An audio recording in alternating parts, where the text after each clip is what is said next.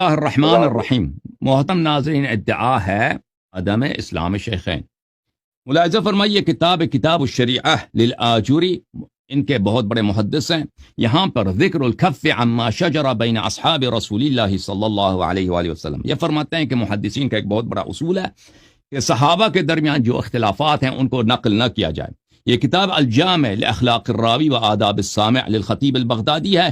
یہاں پر صفحہ نمبر 119 میں وَلْيَجْتَنِبْ الْمُحَدِّثُ رِوَایَةَ مَا شَجَرَ بَيْنَ الصَّحَابَةِ، صحابہ کے درمیان جو اختلافات ہیں ان کو نقل نہ کیا جائے۔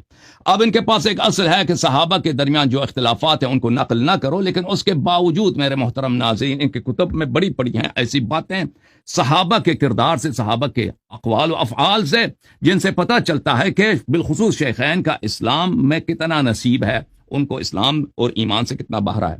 ملاحظہ فرمائے مقدمے کے طور پر یہ المعجم الاوسط للطبرانی ہے، یہاں پر صفحہ نمبر 242 اور یہ جلد نمبر ہے رابع۔ یہاں پر عائشہ سے روایت کرتے ہیں ما رأيت احدا من خلق اللہ اشبہ برسول اللہ صلی اللہ علیہ وآلہ دینا ولا جلسة ولا مشیة من فاطمة۔ میں نے، عائشہ کہتی ہیں کہ میں نے کسی شخص کو ایسا نہیں دیکھا کہ دینداری میں، اخلاق میں، بولنے میں، چلنے میں رسول اللہ صلی اللہ علیہ وآلہ وسلم سے فاطمہ الزہرا سلام اللہ علیہا سے زیادہ شبیہ تر ہوں۔ اور جب رسول پاک صلی اللہ علیہ وسلم کے پاس آتی تھیں، رسول پاک صلی اللہ علیہ وآلہ وسلم ان کو اپنے جگہ میں بٹھاتی تھیں۔ وقام الیہا وقبل یدہا، رسول پاک صلی اللہ علیہ وآلہ وسلم حضرت زہرا سلام اللہ علیہا کے ہاتھ چومتے تھے۔ یہ کتاب سلسلۃ الاحادیث الصحیحہ لشیخ ابی اسحاق الحوینی، یہ بہت بڑے ناصبی اور بہت بڑے سلفی عالم ہیں مصر کے، اس نے یہ حدیث نقل کیا ہے۔ صفحہ حدیث نمبر 19 صفحہ نمبر 477 میں وقبل یدہا کہ رسول اللہ صلی اللہ علیہ وسلم ہر دفعہ حضرت زہرا سلام اللہ علیہا کے سے ملتی تھی تو ان کا ہاتھ چومتے تھے۔ اس حدیث کو نقل کرنے کے بعد کہتے ہیں اسنادہ قوی، اس کے سند صحیح ہے۔ اور یہ کتاب فضائل فاطمہ الزہرا سلام اللہ علیہا للحاکم النیسابوری، حاکم النیسابوری بہت بڑے اپنے زمانے کے امام المحدثین تھے، انہوں نے وقد صحت الروایت ان رسول اللہ صلی اللہ علیہ وآلہ وسلم کان یقوم الیہا ویستقبلها ویقبل یدہا، کہتے ہیں یہ حدیث صحیح ہے کہ رسول پاک صلی اللہ علیہ وسلم زہرا سلام اللہ علیہا کے احترام میں کھڑے ہوتے تھے، ترحیب کرتے تھے، خوش آمدید کہتے تھے، ان کا ہاتھ والد بیٹی کا ہاتھ چومتے تھے۔ اچھا، پھر یہ حاکم نے بھی روایت کی ہے مستدرک الصحیحین میں الجزء الثالث، صفحہ نمبر ہے صفحہ نمبر 364، یہاں پر بھی ہے کہ فقبلها کہ رسول پاک اخذ بیدها فقبلها، هذا اسناد صحیح على شرط الشیخین۔ اور ذہبی نے بھی تصحیح کیا کہ یہ صحیح ہے کہ رسول پاک صلی اللہ علیہ وسلم حضرت زہرا سلام اللہ علیہا کا ہاتھ چومتے تھے۔ پھر یہ کتاب الاحاد والمثانی ہے لابن ابی عاصم، یہاں پر روایت کرتے ہیں کہ رسول پاک صلی اللہ علیہ وسلم نے فرمایا ان اللہ یغضب لغضبک ویرضى لرضاک یا زہرا، رسول اللہ صلی اللہ علیہ وسلم نے فرمایا اللہ آپ کے غضب سے غضبناک ہو جاتا ہے اور آپ کے رضا سے راضی ہو جاتا ہے۔ پھر کتاب صحیح بخاری میں ملاحظہ فرمائیے، اس محمد بن اسماعیل بخاری روایت کرتے ہیں کہ رسول اللہ صلی اللہ علیہ وسلم نے فرمایا ان فاطمہ بضعۃ منی فمن اغضبها اغضبنی، رسول اللہ صلی اللہ علیہ وسلم نے فرمایا کہ حضرت زہرا سلام اللہ علیہا میرے جگر گوشہ ہیں، جس نے ان کو غضبناک کیا اس نے مجھے غضبناک کیا۔ فرمایا فاطمہ سیدۃ نساء اہل الجنہ، یہ بھی بخاری کی حدیث ہے۔ اور پھر مسلم میں ملاحظہ فرمائیے، صحیح مسلم میں روایت ہے انما فاطمہ بضعۃ منی یؤذینی ما آذاها، فاطمہ الزہرا سلام اللہ علیہا میرا لخت جگر ہیں، جو ان کو اذیت کرے وہ مجھے اذیت کرتا ہے۔ اچھا، پھر یہ احادیث، پھر دوسری حدیث میں ملاحظہ فرمائیے، آپ کی خدمت میں پیش کروں کہ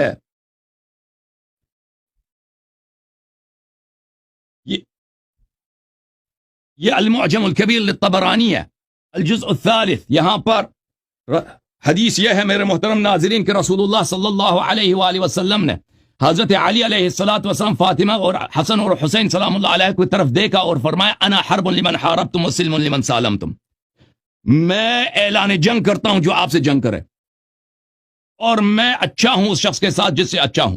پھر اسی حدیث کو ابو ہریرہ سے بھی نقل کرتا ہے، اس کے نیچے محقق کہتے ہیں ہذا حدیث حسن، حیثمی نے مجمع الزوائد میں کہا کہ اس کے سب رجال ثقات ہیں، اس لیے یہ حدیث حسن ہے۔ اچھا، اس کے علاوہ میرے محترم ناظرین بہت سارے مختلف طرق سے مروی ہے۔ کتاب الاحسان فی صحیح ابن حبان میں ابن حبان نے ذمہ لیا اس کے سب احادیث صحیح ہیں، اس میں بھی ملاحظہ فرمائیے اس کتاب ابن حبان میں مجلد نمبر 15 یہاں پر حدیث نمبر 6977 میں وہی حدیث ہے، انا حرب لمن حاربکم وسلم لمن سالمکم، پنجتن پاک سے جو لڑے رسول اللہ صلی اللہ علیہ وسلم سے لڑتا ہے، اور جو ان سے اچھا ہو رسول پاک صلی اللہ علیہ وسلم سے اچھا ہے۔ یہ کتاب موارد الظمآن الى زوائد ابن حبان ہے، ابو بکر حیثمی نے لکھا ہے، حسین اسد سلیم درانی عبدہ علی کوشک نے تحقیق کیے، جزء سابع یہاں پر باب فضائل اہل البیت علیہم السلام میں انا حرب لمن حاربکم، اس کی حدیث کے ذیل میں فرماتے ہیں کہ حدیث حسن ہے، اور حدیث حسن حجت ہوا کرتی ہے۔ اس کے علاوہ الجامع الصغیر وزیادتہ لمحمد ناصر الدین الالبانی، یہاں پہ ملاحظہ فرمائے البانی جو اتنا کٹر ناصبی اور وہابی ہے، اور نواصب کا امام ہے، اور انا حرب لمن حاربتم وسلم لمن سالمتم، کہاں یہ حدیث حسن ہے، یہ حدیث حجت ہے۔ اچھا، یہ جب پتا چلا میرے محترم ناظرین کہ رسول اللہ صلی اللہ علیہ وسلم حضرت زہرا سلام اللہ علیہ کا ہاتھ چومتے تھے محبت اور احترام میں، عائشہ نے کہا کہ میں نے کسی کو نہیں دیکھا کہ رسول اللہ صلی اللہ علیہ وسلم سے زیادہ شباہت رکھتا ہو دین میں، اخلاق میں، بولنے میں، چلنے میں، حضرت زہرا سلام اللہ علیہ۔ ان کی غضب اللہ کی غضب ہے، ان کی رضا اللہ کی رضا ہے، اور پھر رسول اللہ صلی اللہ علیہ وسلم نے فرمایا جو ان کو غضبناک کرے مجھے غضبناک کرتا ہے، جو مجھے اس کو اذیت کرے مجھے اذیت کرتا ہے۔ پھر رسول اللہ صلی اللہ علیہ وآلہ وسلم نے فرمایا جو ان سے جنگ کرے وہ مجھ سے جنگ کرتا ہے۔ یہ سب میں نے ان کے کتب سے ثابت کیا۔ اب ملاحظہ فرمائیے کتاب الاحادیث، کتاب المصنف فی الاحادیث والآثار، چاپ دار التاج، جزء سابع، یہاں پر صحیح سند کے ساتھ، سب رجال اس کے بخاری مسلم کے ہیں، یہاں پہ موجود ہے کہ صفحہ نمبر ہے 432، حدیث نمبر 37045 کہ ہم عمر آ گئے حضرت زہرا سلام اللہ علیہ کے پاس ابو بکر کے بیعت کے بعد، اور کہا کہ یہاں پہ علی علیہ الصلوۃ والسلام، طلحہ، زبیر، یہ لوگ یہاں پہ کیوں جمع ہوتے ہیں؟ ان اجتمع هؤلاء النفر عندك ان امرتم ان يحرق عليهم البيت، اگر یہ پھر ادھر آ جائیں تو میں ان پہ آپ کا گھر آپ پہ جلا دوں گا۔ اچھا، یہ حدیث اس کے سب رجال ثقات ہیں، بخاری مسلم کے رجال ہیں۔ یہ کتاب اب ایک اور روایت الطبری میں مختلف ذرائع کے ساتھ بتاؤں گا، تواتر کے ساتھ ثابت کروں گا کہ انہوں نے دھمکی دی ہے آگ لگانے کے، آگ لے کر بھی آئے اور حملہ بھی کیا ان لوگوں نے حضرت زہرا سلام اللہ علیہ کے گھر پہ۔ یہ کتاب تاریخ الطبری جزء ثالث، یہاں پہ ملاحظہ فرمائیے، یہاں پہ صفحہ نمبر 68 ہے، یہاں پہ سب رجال اس کے ثقات ہیں، یہاں روایت کرتا ہے اتی عمر بن الخطاب منزل علی وفیہ طلحہ والزبیر ورجال من المہاجرین، عمر بن الخطاب آگئے علی علیہ السلام کے گھر میں۔ وہ علی کون؟ جس کا فرمایا رسول پاک صلی اللہ علیہ وآلہ وسلم لعہد النبی الامی الی لا يحبنی الا مؤمن ولا يبغضنی الا منافق، جس کا بغض نفاق ہے، جس کا بغض نفاق ہے۔ آپ دشمنی دیکھیں، بغض دیکھیں۔ واللہ لا احرقن علیکم البیت، عمر نے کہا کہ اللہ کی قسم میں گھر آپ پہ جلا دوں گا۔ تو پتہ چلا ان کی خلافت کا کیا شرعیت ہے۔ یہ خلافت کی بیعت ان لوگوں نے کن طریقے سے لی ہے، اور ان کی خلافت اگر صحیح ہوتی تو اس کے لیے ان کو یہ دھمکی نہیں دینا پڑتا کہ گھر جلا دوں گا۔ کس کا گھر جلا دیں گے؟ اور بھائی اب بتاؤں گا میں مزید اس کے متعلق۔ اچھا، ملاحظہ فرمائیے کتاب الاحادیث المختار لضیاء المقدسی، اور ضیاء مقدسی کی یہ احادیث سب اس نے ذمہ لیا کہ سب صحیح ہیں، اور بڑے اعلام نے تصریح کی ہے کہ اس کے سب روایات صحیح ہیں، اور اس کی کتاب مستدرک حاکم سے بہتر ہے۔ یہاں پر جلد نمبر 1 ہے ضیاء مقدسی کے احادیث مختارہ، یہاں پہ عبد الرحمن بن عوف سے روایت کرتے ہیں اما الثلاث التي وعدت انی لم افعلنا، ابو بکر مرتے وقت کہتا تھا کہ کاش میں نے یہ کام نہیں کی، میں نے 3 کام ایسے کیے ہیں کہ مجھے بچتاوا کہ میں نہیں کرتا۔ اس کا نے پہلا جو کام کیا وہ یہی ہے کہ اس سے ابو بکر کو مرتے وقت بچتاوا اور پشیمانی ہے۔ فوددت انی لم اكن كشفت بیت فاطمہ وترکته وان اغلق علی الحرب، میں کاش حضرت زہرا سلام اللہ علیہ کے گھر پہ حملہ نہ کرتا، اگرچہ وہ وہاں پہ میرے خلاف جنگ کرنے کی تیاری کر رہے تھے۔ اچھا، یہاں اس حدیث کو نقل کرنے کے بعد کہتے ہیں ھذا حدیث حسن، ضیاء مقدسی بڑے محدث اپنے زمانے کے میں محدثین کا امام، کہا یہ حدیث حسن ہے۔ انصاب الاشراف للبلاذری، یہ کتنے ہو گئے؟ ابھی 3-4 ہو گئے نا، اب 5واں مصدر انصاب الاشراف للبلاذری، چاپ دار الفکر، جلد نمبر کون سا ہے بھائی؟ جلد نمبر 2 ہے۔ یہاں پہ ملاحظہ فرمائی صحیح سند کے ساتھ مدائنی عن مسلم ابن محارم عن السلیمان التیمی عن ابن عون ان ابا بکر ارسل الى علی یرید البیع فلم یبایع، ابو بکر نے مطالبہ کیا علی علیہ السلام سے کہ بیعت کرو، علیہ السلام نے کہا بیعت نہیں کروں گا۔ فجاء عمر ومعه قبس، عمر آگ لے کے آیا تھا، شعلہ لے کے آیا تھا حضرت زہرا سلام اللہ علیہ کے گھر پر۔ اور بھائی جو رسالت پناہ صلی اللہ علیہ وسلم کے گھر پہ آگ لگانے کے لیے آگ لاتا ہے نا، پیغمبر نے خود فرمایا کہ یہ اعلان جنگ ہے نبی سے، انا حرب لمن حاربتم، نبی صلی اللہ علیہ وسلم سے جو لڑتا ہے وہ کیسے مسلمان ہو سکتا ہے؟ مجھے سمجھاؤ. وقت ختم ہو گیا، وقت ختم ہو گیا. اوکے جناب. بسم اللہ الرحمن الرحیم. بعض باتیں جو ہے وہ مجھے صحیح طرح ان کا جو ہے وہ شروع کریں. ان کی طرف سے جو ہے ٹھیک ہے باتیں آئی ہے، لیکن میں نے بعض باتیں وہ میں نے صحیح طرح نہیں سنی ہے. سب سے پہلی بات یہ ہے کہ انہوں نے جو ہے وہ ایک بات کہی ہے کہ صحابہ کرام کے درمیان جو اختلافات ہے ان کو نقل نہ کرنا.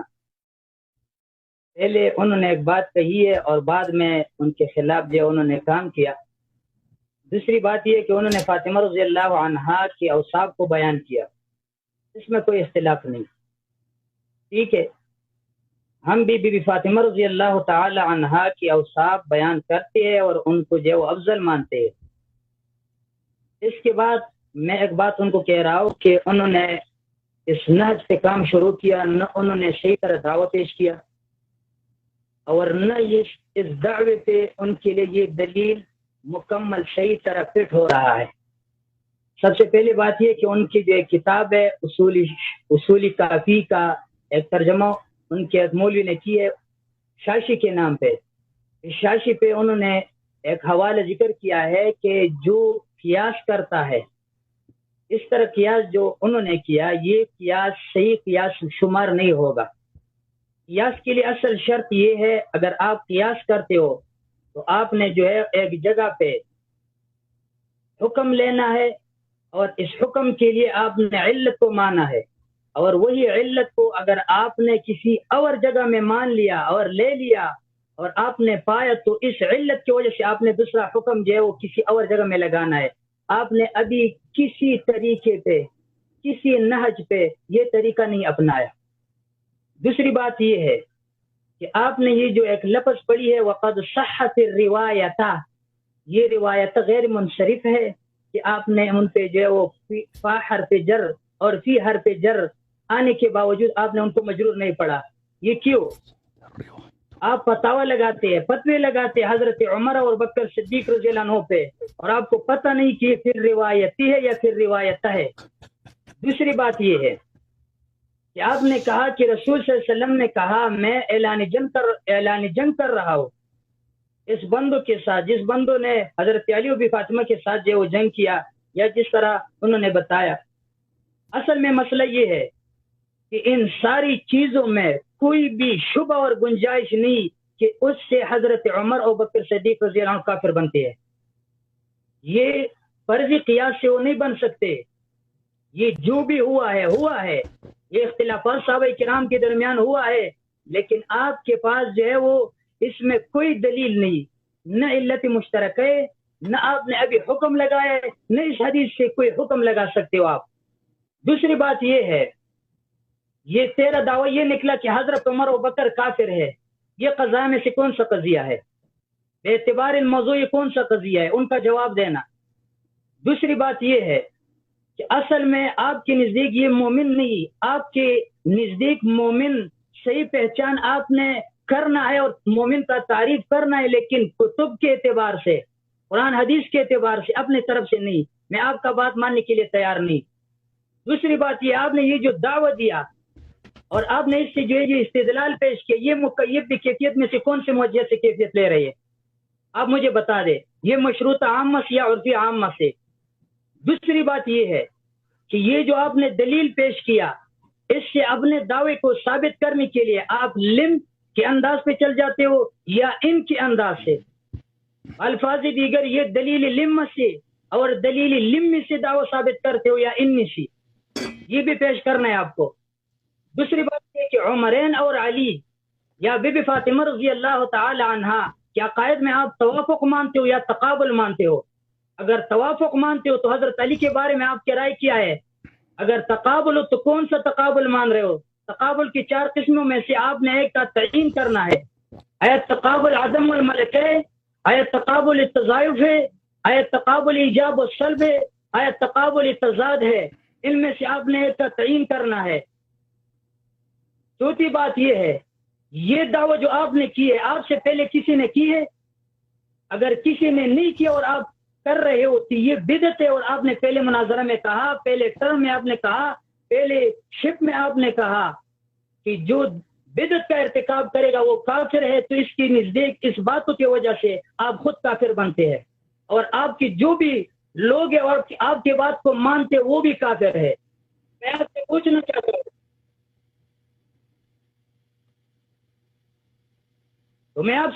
چاہتا ہوں، کہ آپ بتائیے کہ یہ جو دعویٰ آپ نے کیا ہے، یہ دعویٰ کسی نے پہلے کیا یا نہیں، یا آپ صرف متفرد ہو؟ اور آپ نے یہ دعویٰ کیوں کیا؟ اگر کسی نے کیا تو صراحت دکھاؤ. اور بات یہ ہے، آیا یہ صحابہ کرام مرتد ہے یا ابتداءً مسلمان نہیں سمجھتے؟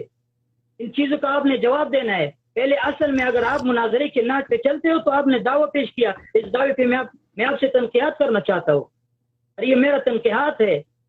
آیا آپ ان دونوں شیخین کو مرتد سمجھتے ہو؟ آواز میں خراب ہے. آیا آپ ان دونوں کو مرتد سمجھتے ہو؟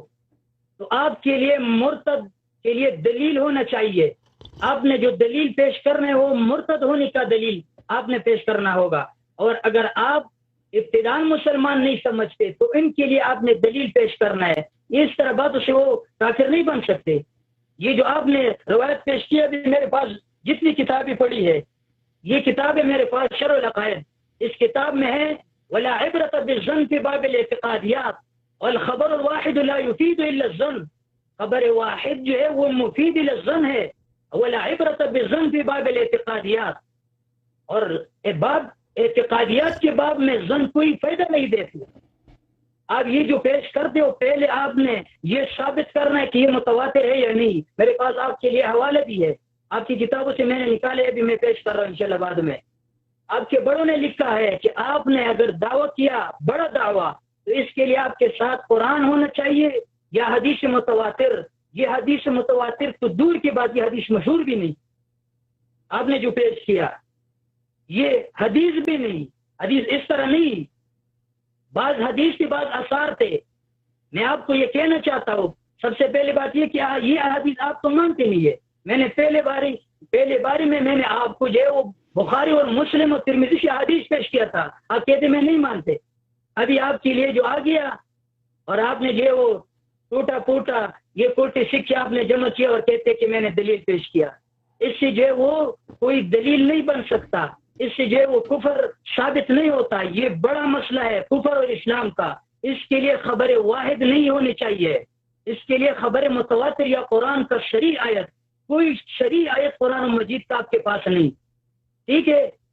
دوسری بات یہ کہ میں آپ سے بعد میں کسی کے بارے میں آپ سے تھوڑا گزارشات آپ کو جو ہے وہ دکھا کے رکھوں گا. اس سے پہلے میں آپ سے یہ پوچھنا چاہتا ہوں، یہ دعویٰ جو آپ کر رہے ہیں یہ آپ بطریق خبر بیان کر رہے ہو. یہ جملہ خبریہ بنا، اور خبر تو استعمال صدق و تصدیق دونوں رکھتا ہے. الخبر يحتمل الصدق والكذب باعتبار احتمال خود بنسا. اور بات یہ ہے تو مدعی بننا بھی اس بات الکفر. تو اتنا بڑا دعوی کے لیے قطعی ثبوت اور قطعی دلالت نص اور دلیل ضروری ہے. آپ پر دلیل ایسا جو ہے وہ پیش کرنا لازم ہوگا کہ دلیل میں دونوں چیزیں ہو.